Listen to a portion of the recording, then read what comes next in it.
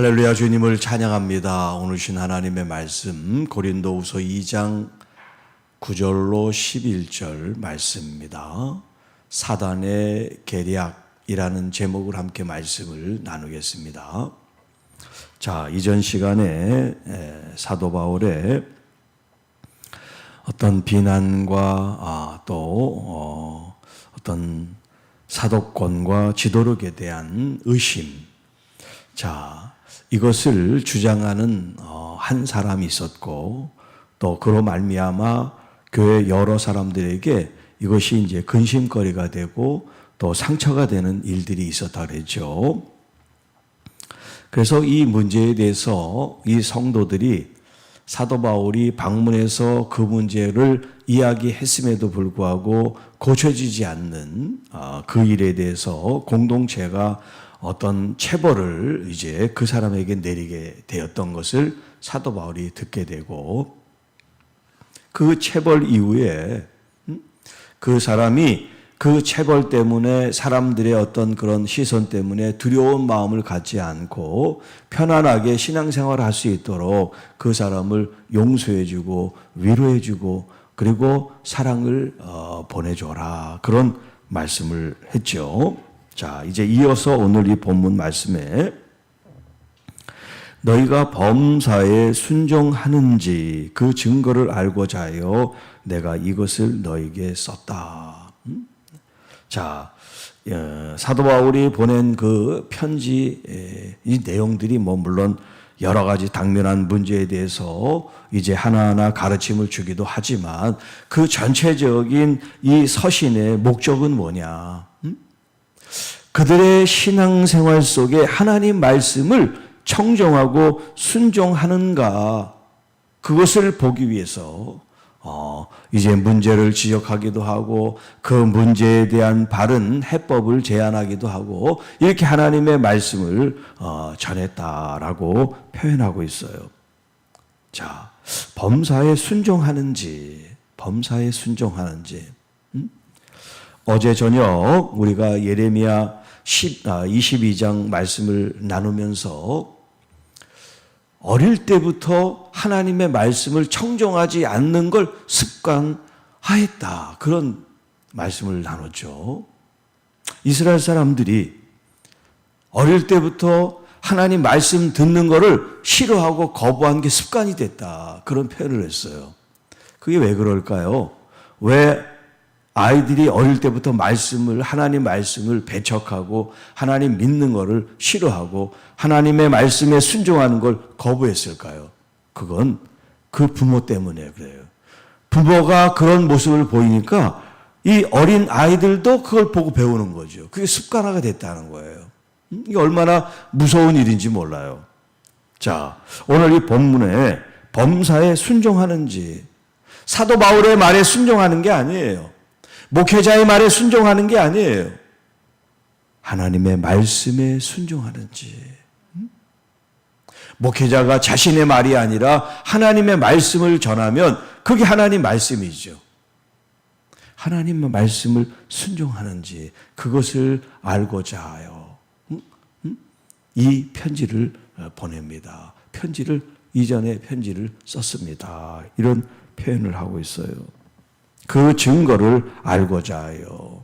순종하는지, 증거가 뭐예요? 그 열매지요.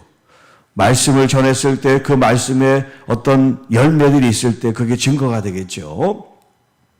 자, 너희가 무슨 일에든지 누구를 용서하면, 7절에서도 너희는 차라리 그를 용서하고 위로하라, 그런 말씀을 했죠. 네, 분명히 그 사람이 잘못한 거예요. 사도 바울을 비난하고 사도권에 대한 어떤 그 흠집 내기를 하는 이 모습이 잘못된 거라 성도들도 공동체가 그를 이제 징계를 했어요. 자, 그렇지만 그 잘못한 사람이라도 그를 잘라내기보다는 그를 용서함으로 품으라고 말씀하는 것이 사도 바울의 가르침이고 하나님의 뜻이라는 거예요. 자, 그래서 여러분은 무슨 일이든지 누구든지 용서를 하는 것, 나도 그렇게 하겠습니다. 교회 안에서 때때로 직접적인 관계를 맺은 사람은 용서하기가 힘든 그런 일도 있을 거예요. 그런데 주님께서는 용서하지 못할 일이 있다, 그리고 용서할 일이 있다, 이렇게 말하지 않습니다. 용서할 수 없는 일도 용서할 수 있는 일도 없어요. 다만 용서하는 일만 있는 거예요. 용서하는 일. 우리가 그게 안 돼서 그렇지, 우리가 바로 그런 용서를 받았어요. 그러니까 옛날 일로 그렇게 마음이 이렇게 굽어 있어서 다른 사람에 대한 어떤 그런 말을 들어도 그걸 지나가야지, 저 사람은 나한테 저런 말을 한 사람이야, 그런 마음을 품을 필요가 없어요. 그건 지나간 거예요, 그냥. 다만 내가 할 수 있는, 우리가 할 수 있는 일은 뭐냐면 용서하는 일이에요. 하나님께서 그 용서를 통해서 우리들의 마음과 또 상대방의 마음과 우리 교회 모든 성도의 마음을 하나님께서 따뜻하게 회복시켜 주시는 일이다. 그게 바로 용서라는 거예요. 내가 만일 용서한 일이 있으면 용서한 그것은 여러분들을 위하여 그리스도 앞에서 한 것입니다. 그러니까 그리스도 앞에서 했다는 건 뭐냐면 주님께 그 내용을, 기도의 내용을 아랬다는 거죠. 주님, 이런 일들을 주님 용서하십시오. 그런데 이게 나를 위해서가 아니라 바로 고린도 교회 성도들을 위해서 그가 이렇게 용서에 대한 기도를 하나님 앞에, 그리스도 앞에 했다라고 말씀합니다. 자, 이렇게 한 이 용서는 이는 우리로 사단에게 속지 않게 하려 함이라. 사단에게 속지 않게 하기 위해서 용서가 필요하다는 거예요. 왜냐하면 우리는 그 계략, 사단의 계략을 알지 못하는 바가 아니다. 여기 부정의 부정은 긍정이라 그랬죠. 자, 우리는 사단의 계략을 다 알고 있기 때문에 그렇습니다. 우리가 만약에 여전히 용서하지 않고, 여전히 미워하고, 여전히 증오하고, 여전히 정죄하고, 계속해서 흠집내기를 하는 이것은 사단의 계략입니다. 어떤 계략일까요? 네, 성도들을 와해시키고 분열시키고 교회를 혼란에 빠지게 하고 하나님과의 영적인 관계를 멀리하는 것, 이게 바로 사단의 계략입니다. 그러니까는 사람과 사람 사이에서만 일어나는 일이라고 생각하면 안 돼요. 영적인 일이 그 안에 벌어지고 있는 거예요. 그러니까 우리가 어떤 공격을 받을 때, 어떤 나쁜 말들이 돌 때 영적으로 그것을 우리가 대처를 해야 돼요. 예수의 보혈로 주님 이런 말들, 험담, 이런 교회를 분열시키고 무질서하게 만드는 이 몰들이 예수 그리스도의 이름으로 주님 사라지게 하십시오. 예수 그리스도의 보혈로 그것을 쳐내는 기도를 통해서 우리의 심령, 또 상대방, 우리 교회 모든 성도들의 마음이 정화되고 또 분열의 모습이 아니라 일치와 단결과 연합의 모습으로 나갈 수 있도록 우리가 기도하는 것, 굉장히 중요한 일입니다.